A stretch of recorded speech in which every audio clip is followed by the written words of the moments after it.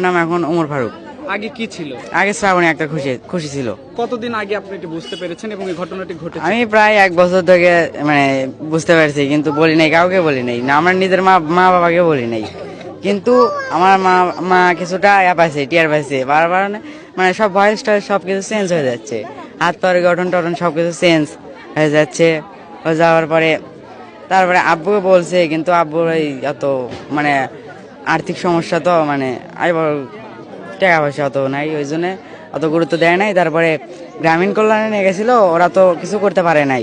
ওরা দেখে মনে করেন যে করছে, মানে বলে দিছে যে এটি তো সম্ভব না, আমরা কিছু করে মানে হরমোনের ডাক্তারের দেখার লাগবে, মানে ওই শেফ স্যারের সাথে দেখা করা লাগবে, এমন করে ইনকেয়ার বলেছে হরমোনের ডাক্তারের কাছে যা লাগবে।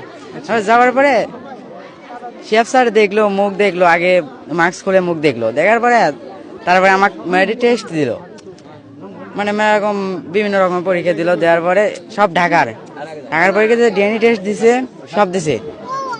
সব দেওয়ার পরে এখন ওই ঢাকার থেকে রিপোর্ট যে আজ করছে, এখন ওরা ফোন মানে পরীক্ষা হচ্ছে সবকিছু ছেলে, মেয়ে মাসে কোনো নেই, সবকিছু ছেলে হয়ে গেছে, ছেলেদের মতো মানে সবকিছু হয়ে গেছে, পরিবর্তন হয়ে গেছে।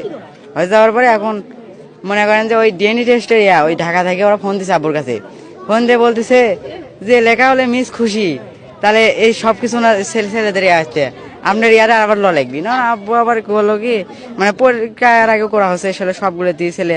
তারপরে শেফ স্যারকে আবার ফোন দিল, বলছে না ও ঠিক আছে, সবই ঠিক আছে, ওটাতেই হবে, আর রক্ত দেওয়া লাগবে না, কিছু করা লাগবে না। তারপরে সে ওই ডিএনএ টেস্ট দিল, তারপরে আবার ইঞ্জেকশন লেগছে, অনেক ওষুধ পাতি লেগছে, লেখার পর হলে খাওয়া দাওয়া করার পরে 3 মাস পরে একটা পরীক্ষা দিছিল, ওই পরীক্ষা মানে সবকিছু ভালো, মানে আরো পরিবর্তন হচ্ছে সবকিছুই। হওয়ার পরে এখন মনে করেন যে এই সামনে বৃহস্পতিবার দিন গেছি, যাওয়ার পরে বলতেছে তুমি এখনো এলে পরে আসছো, তো তারপরে দেখে তো আরো মানে উন্নত সবকিছু হয়ে গেছে, পরিবর্তন হয়ে গেছে।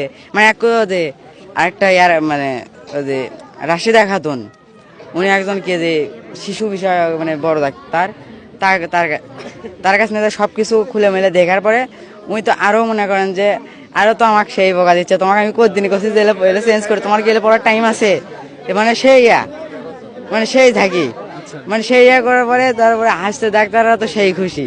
ওইবারে বললে তারপরে মানে মেলা ওই 4-5 জন ছিল তো এই রুমের মধ্যে। তারপরে মনে করেন যে ওই আরেক ডাক্তার ছবি তুলে নিল, তারপরে নেওয়ার পরে নিয়ে খেয়ে দিল। আর শেফ স্যার বললো আপনারা সব এলে করে দেন, আপনি সব এলে পোশাক টোশাক সব চেঞ্জ করে দেন এলে করছেন, মানে বোকা তো দিলই, তারপরেও চেঞ্জ করে দিয়ে গেলো। আব্বু না পরে বললো যে আপনারা সবকিছু ওকে করে দেন না, ওকে করে দেন, তারপরে আমরা চেঞ্জ করে দিচ্ছি। তারপরে ডাক্তার আবার উল্লেখ করে লেগে দেওয়ার পরে তারপরে বাড়িতে এসে তারপরে মনে করেন যে সবকিছু ময়মুড়ি দিকে ডাইকে এনে বাড়িতে এসে ওই কাগজপাতি বাড়ি করে দেখানো হলো। তারপরে আমাকেও দেখলো, দেখার পরে করছে সবকিছু তো পরিবর্তন হয়ে গেছে, আনা করে কি করবে, মানে তারপরে সে কাপড় চোপড় পরে দিছে। আপনার অনুভূতিটা কেমন?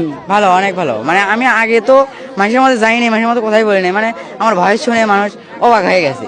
এখন কেমন লাগছে আপনার? আমার অনেক ভালো লাগছে, মানে মুক্ত হলাম আল্লাহর কাছে অনেক মানে আমি জানি আল্লাহর পথে আরো করতে 5 ওয়াক্ত নামাজ পড়তে পারি, সেই যেন দান করে আমাকে। আল্লাহর কাছে সবকিছু সবসময় মাথা নত করে থাকতে পারি। জান পূর্বে ছিল শ্রাবণী আক্তার খুশি, এখন তিনি হয়ে গেছেন ওমর ফারুক। তার যেই পূর্বের গল্প, বর্তমানের গল্প